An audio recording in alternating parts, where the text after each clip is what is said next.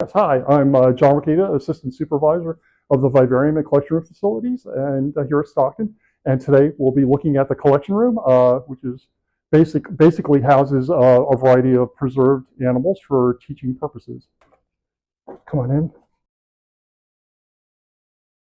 Basically, we were originally housed in F Wing in the Science Laboratory, but since the new building, USC2, was built, we moved into this facility.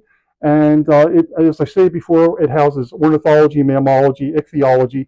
We also have invertebrate specimens, and again, they're specifically used for classroom teaching purposes. I'm going to just open a few of the cabinets to show what we have here. These are ornithology study skins. Study skins are birds that are prepared in this way so that they would sit on a shelf easily. As you can imagine, if they were done in live mount form, like if it was in a real live position, it would take up a lot more space. So, and we would just not have enough room. So the majority of the specimens we prepare here at Stockton are prepared as study skins. And we'll just give you a little look-see here. The smallest specimen that we have at Stockton, I'll pick up this one because it's kind of neat, is a male or ruby-throated hummingbird.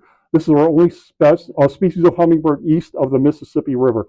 If you go out west, there are a few species of hummingbirds, but in New Jersey or east of the Mississippi, it's just one species that flies up here. It migrates. It's only here in the spring and summer to breed. It goes all the way up to Canada and then flies nonstop across the Gulf of Mexico to Central South America for the winter.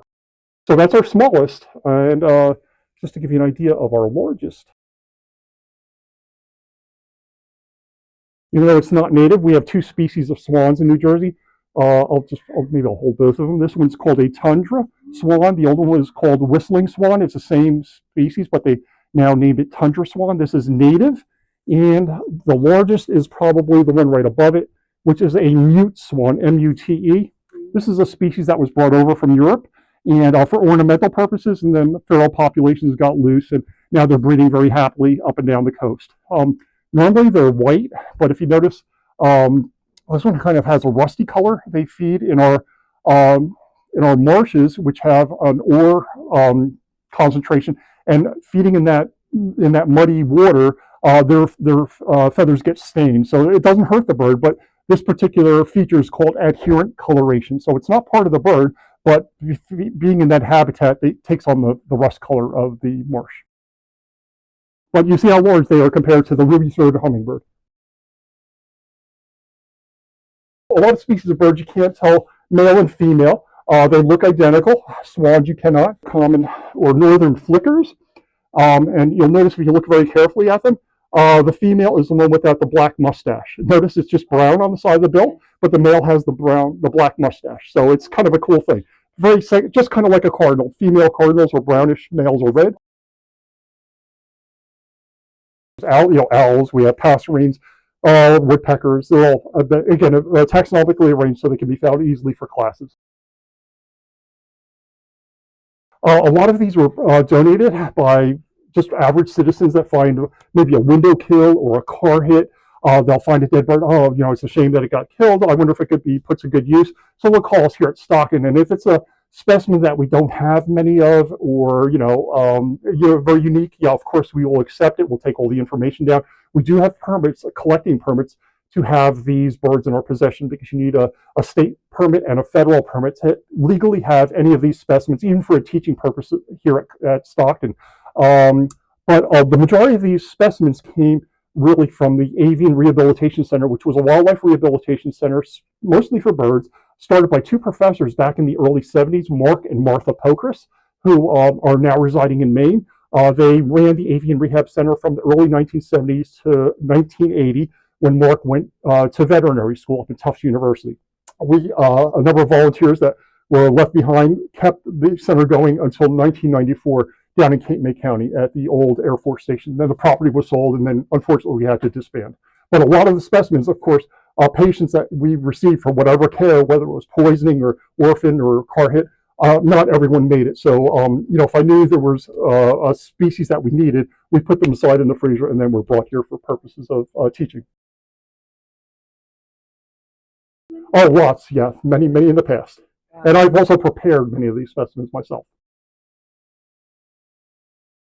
This is basically it in a nutshell. This is a specimen. This is an old poster that was done back by a student. I still remember her name, a Stockton student, Lisa Gebhardt. Her name has since fallen off, but she did this as a project for her ornithology class, bird taxidermy and steps. And of course, as you can see, it was all black and white photo back then. And she followed me step by step. Actually, this was a razorbill auk, or razorbill, which is a pelagic species of bird, a bird that occurs in open ocean. And this particular bird was caught in an oil spill. It came through the Avian Rehab Center, as I stated just a little while ago, and unfortunately, it did not survive. So at the time, we did not have a razorbill in our collection. So she went. Obviously, it was black and white photos, as you can see. So we picked a black and white bird and for showing the steps, and it was a fairly large bird, so it was easy to tell. This is the actual bird that you're seeing in the pictures. And remember, I told you it was caught in an oil spill. This chest should be pure white, even though we washed this many, many times. The oil stained the feathers, and that's the way it is. But by looking at this bird, a question was asked, when was this process done? And if we look, this was the first bird in 1983. So it's quite an old specimen that was prepared by myself. And yeah, and it was caught in an oil spill and didn't survive. And this was actually found in Brigantine Island. Yeah, it was found in Brigantine Island back in the day.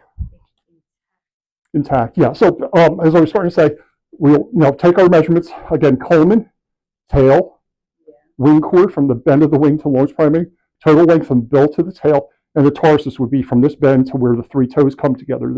So we have all that recorded, and then we'll start our process. We'll part the feathers on the chest, go along the keel. We make a whole, an opening about that large, and then we'll start to take the skin apart this way, and then working through the tail, through the wings.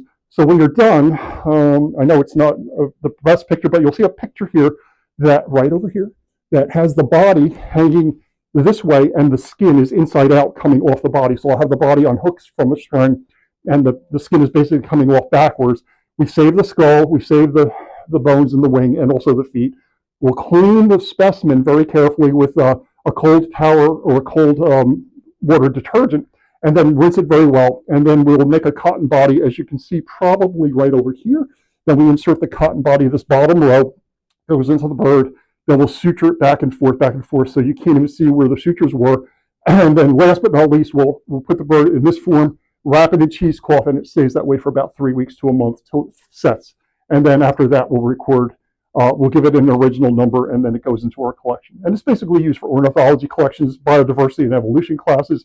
Again, recently I did a Pineland short course, which was entailed birding at Stockton, and we took out about 150 of these specimens that people may see at Stockton that we had in the room next door. So that was like an all-day event just a couple of weeks ago, early March.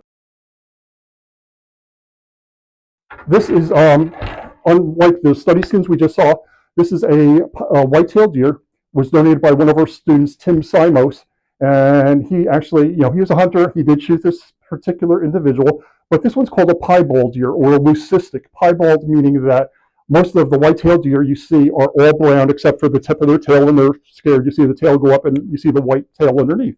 This has a lot of white in it, and basically that occurs from time to time. It could occur in any animal. It's not an albino, but it's just an animal that has a lot of white pigment on its skin. So it's called a piebald deer, or leucistic is the term, containing a lot of white on the body. This one's been here, if I had to guess, Tim was probably a student here in 1989, 1990. He had this as in his own collection, but then he was moving to an apartment that was smaller, and he did not have room for it, so he donated it to Stockton. They're very, very kind of rare. You don't really see them too often. But this is a live mount versus the study skin, like I just showed, the razorbill, but you can see how much space this takes up. Now, if all of our study skins were done in that form, this room wouldn't even be big enough to house them. The most interesting specimen, I think, in here, I guess we could walk down this way, would probably be this particular group of birds, which are These are probably my favorite in the whole collection room. These are a case containing 3 passenger pigeons. Passenger pigeons are a species of dove pigeon that were once the most numerous bird in North America, numbering in the millions. They said if you stood in one spot and flocks were going overhead, the skies would be dark for days, like till all these flocks moved over or moved past this one spot. Again, they were communal nesters. They liked to be in large groups, and unfortunately, that was their demise. Hunters used to go in while they were breeding, shoot the adults for food for people, or they used to sell them for pig food, like penny a piece. They shot them till there were no more. The last passenger pigeon died in the Cincinnati Zoo. Her name was Martha, and she died in 1914. And that was the last living specimen of this species. So Stockton's very, very fortunate to have these in our collection. These were donated by a gentleman. I guess his name is Mr. Hammond. I could actually get his plaque in the back.